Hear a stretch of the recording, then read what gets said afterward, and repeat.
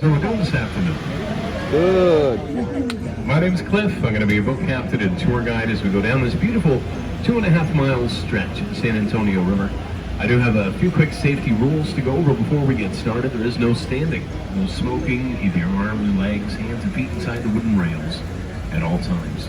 Now we do have 40 life jackets right under these panels up here by me, still in their wrappers. They've never been used, but if you do for any reason find yourself in the San Antonio River today, please don't panic. Just stand up and walk right out. It's only about 3 to 4 feet deep. Should be all right. Now that area we just left where you got your tickets, that's the Aztec Theater. It was opened in 1926, used to show silent movies. They just finished about a 3-year-long run with a country and western show known as San Antonio Rose Live. They have another live music venue on now. One of the last remaining Mayan theme theaters left in the United States. We're heading under Salinas Bridge, named after late singer Selena Quintanilla. She was photographed on that bridge, as well as Jennifer Lopez. Played her in the movie Selena. It was partially filmed right up there. The beige building over here on the right, that's the Mokara Hotel now, but it used to be the home of the L. Frank Saddlery. From 1901 to 1923, the outfitted Teddy Roosevelt and the Rough Riders, as well as Mexican revolutionary Francisco Pancho Villa. Right before World War I, they provided boots, saddles, and harnesses for the United States Army. On the left is La Mansión del Rio, or Mansion on the River. It used to be the site of the St. Mary's School for Boys back in 1853. Then it was the St. Mary's Academy from the St. Mary's Law School. In 1966, 2 former students from the law school purchased the building. They remodeled it, opened it up for Hemisphere in 1968. Now we're heading under the Navarro Street Bridge. When we come out from under this bridge, I'm going to show you a really cool optical illusion. When we come out from under the bridge, everyone take a look up and to the left. Where once stood a 26-story, 3-dimensional building will be replaced by a 26-story, 2-dimensional wall. So it'll be tall right down on top of it. Take a look up and to the left. That's the Nick's Hospital right there. Built in 1930, it's one of the country's first full-service, fully air-conditioned hospitals. And everything from ambulance service to daycare to indoor parking. Carol Burnett was born in that hospital, as well as Oliver North and Michael Nesmith for the Monkees.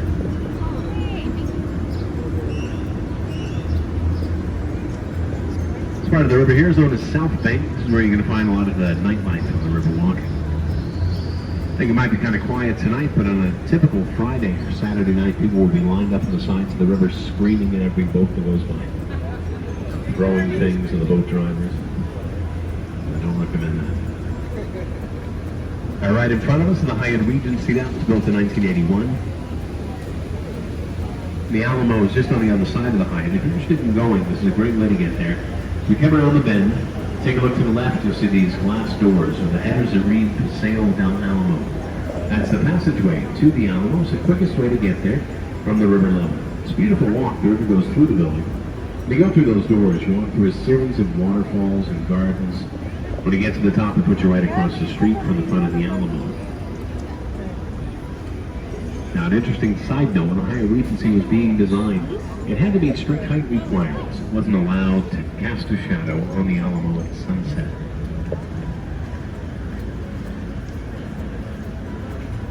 This building coming up on the right, this is the Casino Club building. It was opened in 1927. It used to be a German social club. That later became apartments. There was a famous author that lived there by the name of Alex Haley. He wrote a lot of books that became movies. Probably most notably was Roots. He lived there. Also actor Tommy Lee Jones lived in that building for just a little while. Now we're getting into my favorite part of the Riverwalk. This is River Square. This is where you're going to find the majority of the restaurants with tantalizing aromas. Now normally we offer a dining boat service where you can go to any one of these restaurants and set that up. You get a breakfast boat, lunch, dinner. If you just want cocktails, you can get a cocktail cruise. Well, that is still on hold for a little while. Hopefully it comes back soon. Nice way to enjoy the Riverwalk. Now the Riverwalk first opened in 1941. It didn't look a whole lot like this. It was more of a city park, a place to take the family out, have a picnic. The father and designer of the Riverwalk, Robert H. Hugman, he had a different vision for his design. So he put his office here in the building coming up on the right. That's the Clifford building. Hugman's name is written above the first floor. And he put his office there. to prove to everyone that a business could thrive on the Riverwalk, that he wasn't afraid of flooding. People thought he was crazy at first. It took a few years before other businesses started to follow suit. This restaurant coming up on the right is Casa Rio, the first restaurant on the Riverwalk. They opened the doors in 1946. They were the first ones to do the riverboat tours, as well as the dining boats. So this part of the river that we've been on, this is all the natural flow of the river. It's a natural horseshoe bend. We're going to be leaving the natural flow to enter into a man-made part. This is the bottom of the horseshoe. Give you an idea where we are. Now this part of the river that we're entering was built in the 1960s for Hemisphere. Now if you're not familiar with what Hemisphere was, it was kind of like the World's Fair. Came to San Antonio in 1968. We had 7 million people coming to town for Hemisphere over the course of 6 months. So they built this part so people could take river taxis from the natural flow of the river to get to the convention center. And people loved the Riverwalk so much during Hemisphere, they kept coming back, bringing their families. Tourism really started to grow as a result of the Hemisphere of 1968.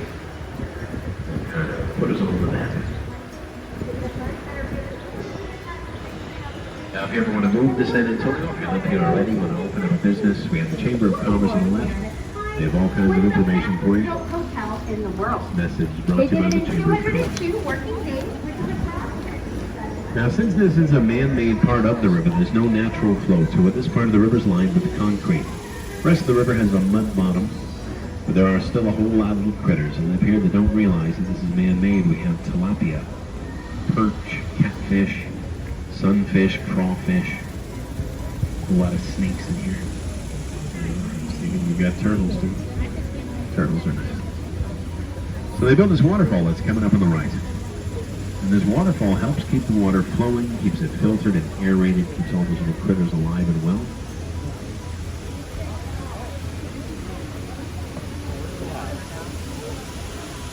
It is up to the right here, over the wall through the clearing, you'll see a tower. Jetson's house up there. That's the Tower of the Americas. That was the centerpiece of the Hemisphere of 1968. It's also the second tallest freestanding tower in the United States. And it's second only to the Stratosphere in Las Vegas. We're actually 16 feet taller than the Space Needle in Seattle. Stratosphere is 1,000 feet tall. Ours is 750 feet. Stratosphere has some sort of ride or roller coaster or bungee jump or something on theirs. We have a restaurant on ours that spins once every hour. Not quite as fast as a roller coaster.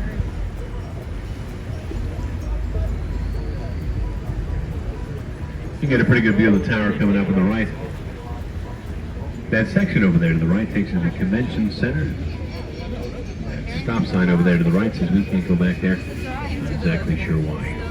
Must have been the stop sign. Has everyone had a chance to get to the shops at Riverson? If you haven't, I don't want to ruin the surprise for you, but it's a mall. It's not like every other mall you've ever been to, but it sits on the banks of a river. That makes it kind of special. We're headed to the River Center Mall Lagoon right now. You can check it out for yourself. Our mall has 125 stores. There's a food court, an IMAX theater, a comedy club. There's also a Purple store. If you like purple stuff, it's all on sale. Apparently there's a band for purple things. And I'm very popular.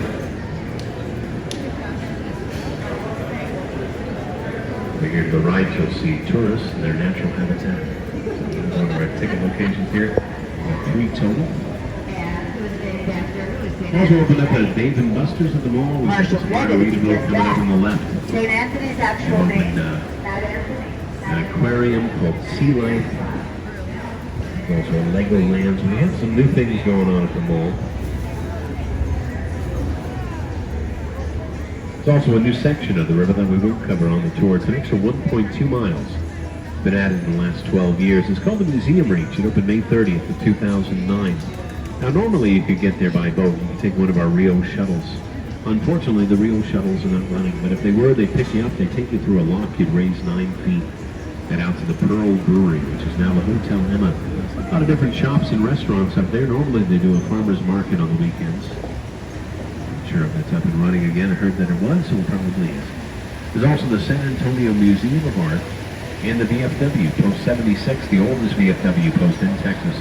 Right there on the river and open to the public. So check out the museum reach if you get a chance. And just to the left here, over the mall, is the Marriott River Center. That was built in 1988 when the rest of the mall was built. The only reason I pointed out before it was there was another hotel there. It was the Fairmount Hotel, built in 1905. Now in San Antonio, we don't like to tear down any of our old buildings. What they did with the Fairmount, they loaded it up on pneumatic tires, and they moved it 6 city blocks to where it is today on the corner of South Alamo and Nueva. And that move is in the Guinness Book of World Records for being the largest building moved that great of a distance. The record has recently been beaten, but we did set the record back in 1985. It took 6 days to complete the move, over 5 years of planning and paperwork. People lined the streets with coolers and lawn chairs. The whole thing was televised. Everybody wanted to see this building go down the street at 0.04 miles an hour. It's a big, exciting time for the city. It's a week before the paint drying festival. The Fairmount still exists today. Go check out the lobby of the hotel. We have all the newspaper clippings there documenting the event.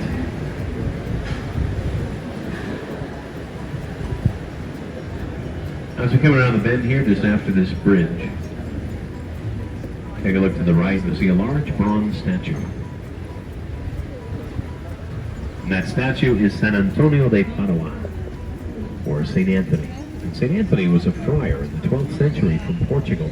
That statue was a gift from Portugal for the hemisphere in 1968. St. Anthony had a huge role when it came to the naming of this river. When the Spanish explorers first came upon the river, it happened to be June 13, 1691, which is the feast day of St. Anthony. So they called the river the San Antonio River. Now, prior to that, the river was known as Yanaguana, which is a Payaya Indian dialect. That means place of peaceful waters.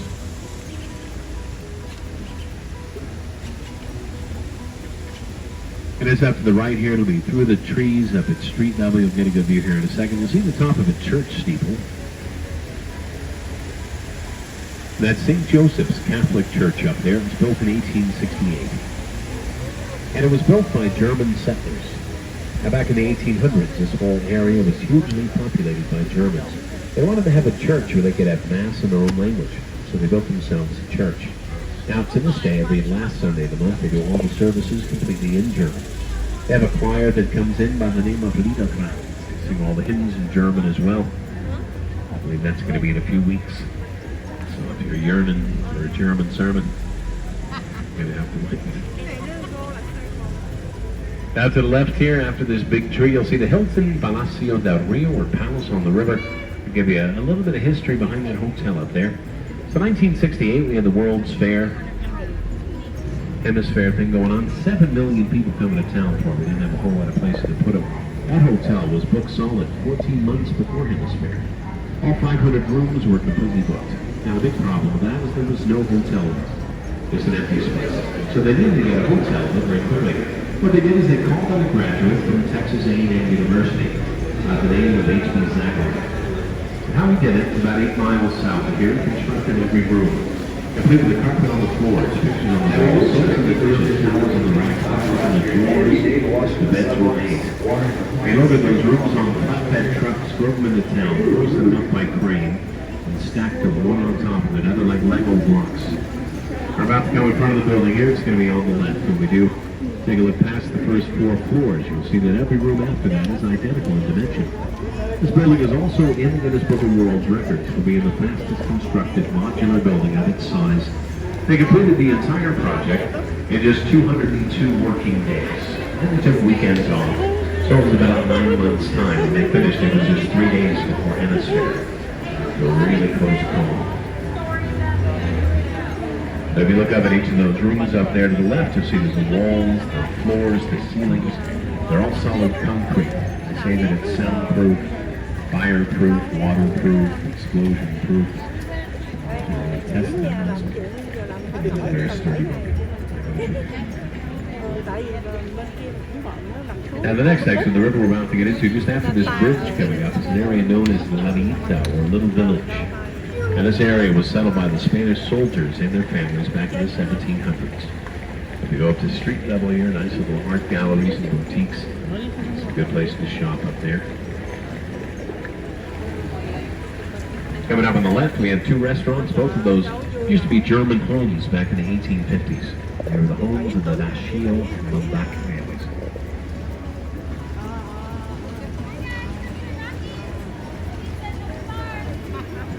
So coming around the bend here, we'll be getting into the Artisan Theater. It's an open-air theater. It seats 800 people. It's named after Edwin P. Artisan. He was the chief engineer of the Works Project Administration and completed the Riverwalk back in 1941. As we head through the theater, take a look to the right of the stage. You might recognize it from Miss Congeniality. And Sandra Bullock up there dancing around the bathing suit. Also 5 bronze bells right above the stage. Each one of them represents one of the 5 Spanish missions in San Antonio.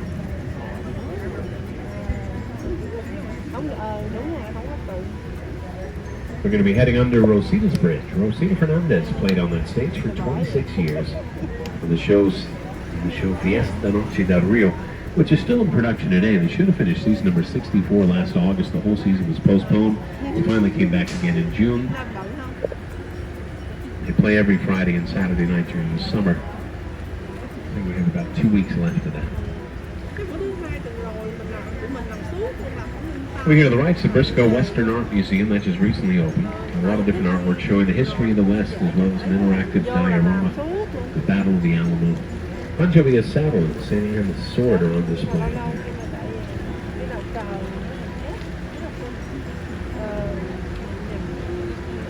We're going to be heading under the Presses Street Bridge coming up. This is a solid iron bridge.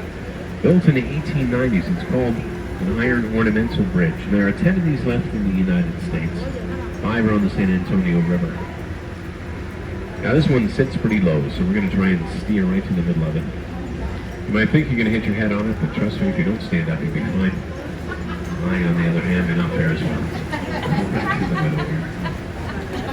And just up ahead on the right, you'll see a small island with an iron sculpture on it. The sculpture is known as Father Massenet's Table.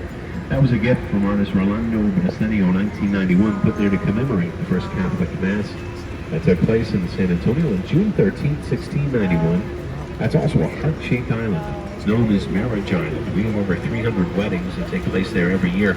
We had 4 this last Saturday, 2 yesterday. On the side of the bridge, we have the horse. Might be a busier event. Now, this part of the river is actually known as Old Mill Crossing. Back in the 1800s, Nat Lewis had his mill on the right bank. He would grind grain for the settlers. And this was also a very shallow part of the river. Settlers could cross, they'd water their horses. Teddy Roosevelt, the Rough Riders, used to train right in this area. On the right, we have the Westin Hotel that was built in 1999. Really new addition to the Riverwalk.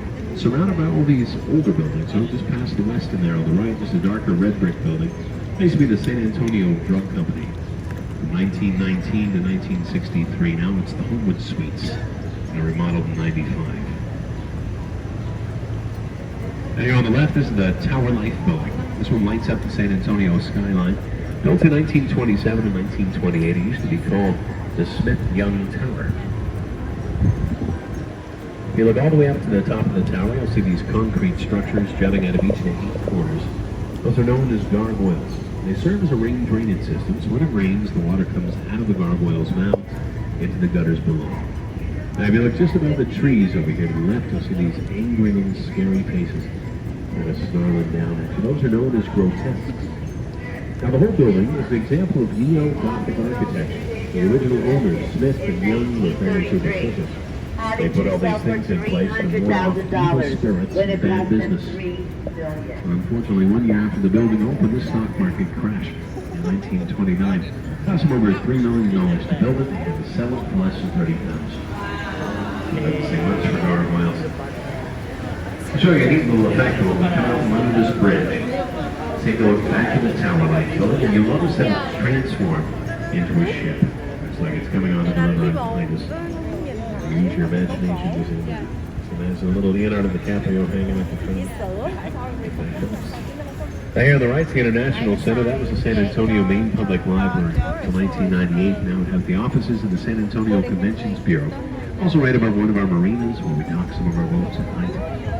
And directly in front of us is Old Big Red. It's the Bexar County Courthouse, built in 1896. Sort of red sandstone and granite, the oldest and largest continuously operating courthouse in Texas. It's impossible to remember. I have my best to do it. Let's not that way. So we're leaving the natural flow of the river one more time. The river flows to the left, we're headed to the right into the flood channel. We just left through floodgate 4. Now it rains really hard. Floodgate 4 will rise up out of the water like a drawbridge. Keeps the water at the exact same level in the horseshoe bend at all times. There's never any flooding back there. The hotel, the mall, the restaurants all completely safe from flooding. Now it doesn't rain really very often in San Antonio, if you believe that. It's quite a bit in the last couple months, and today, probably tonight, and tomorrow. That's not typical. When it does rain, it can rain really hard, really fast. Flooding used to be a huge problem for downtown. In 1921, we had a flood that caused a lot of deaths, a lot of property damage. So the Army Corps of Engineers came in here, built this flood channel for us. That put an end to all our downtown flooding problems. So there were a lot of prominent businessmen that wanted to fill in and pave over that other part of the river we were just on. We moved more buildings and streets. But lucky for us, 2 women had the foresight to put a stop to that. Emily Edwards and Raina Mapper created the formed San Antonio Conservation Society in 1924. And a few years after that, there was a graduate from the University of Texas by the name of Robert H. Huffman. I saw his office earlier. He designed the entire Riverwalk at the age of 27. Presented his plans to the city. The city approved it in 1929. Still wasn't completed until 41 after the Works Project Administration took over. But Huffman is still known as the father of the Riverwalk. He designed every walkway and staircase, every planter, lamppost, and bench. Everything you see in the horseshoe bend, pretty much Huffman's design. Over here to the left, through the trees, kind of hard to see anything back there, but it's main plaza. Established in 1731 by Spanish settlers from the Canary Islands. It used to be the heart of the city. There's also San Fernando Cathedral back there, built in 1739. Still houses some of the remains of the heroes from the Battle of the Alamo. Now, people always think that the San Antonio River is just a small river, or it's man-made, doesn't flow very fast. It actually starts just about 6 miles north of here, on the campus of Incarnate Word University. It comes up through springs from an underground lake known as the Edwards Aquifer, goes through the zoo, through downtown, goes about 230 miles southeast of here, where it meets up with the Guadalupe River and flows out to the Gulf of Mexico. Now you see that big tree right in front of us? The oldest and largest cypress tree in San Antonio. It's over 350 years old. Over 9 stories tall, also known as the sniper tree. Back in 1835, there was a Texas patriot by the name of Ben Milo. He was staying in the Normandy Palace, which was right behind us, and he was shot by a sniper from that tree right there. And now we're going under floodgate 3. This one comes down like a guillotine. Don't worry, they don't start their random testing until after 4 p.m. It takes about 15 minutes for that to come down completely. It does weigh 3 tons. Straight down. Coming up on the right is the Esquire Tavern. That was the first bar on the Riverwalk. They opened the doors in 1933. And they opened the day after Prohibition ended. They pretty much just took down the barbershop pole and it was business as usual. They say it was a speakeasy before that. Also has the longest wooden bar in Texas at 108 feet long.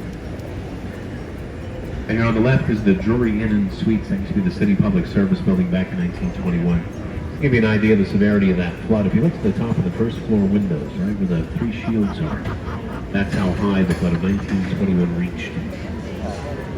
Major flood. It's a great example, though, of how we like to take an old building, give it a second chance at a new life here in San Antonio. We try not to tear anything down if we can help it.